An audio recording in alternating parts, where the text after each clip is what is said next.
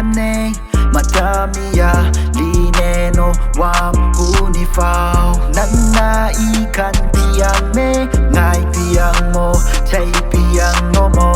kanam lay line no kay na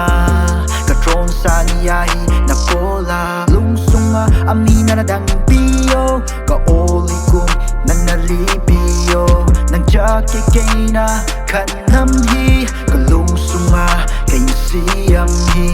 wet so kay chu nang koy am thay yang no kay chu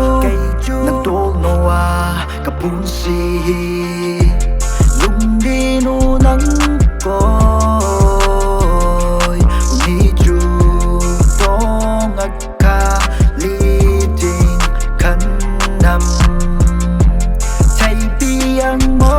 ngai pi yang no mo khat ke all sing e kalung hi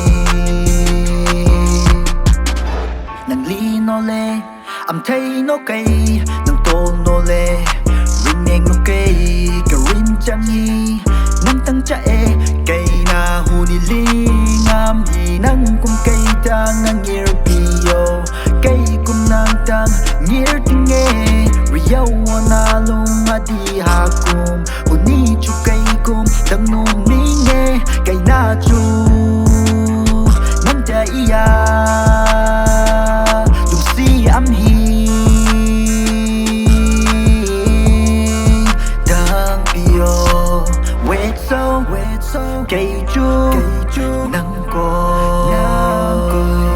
am thay yang no kay chu nang to no wa kapun si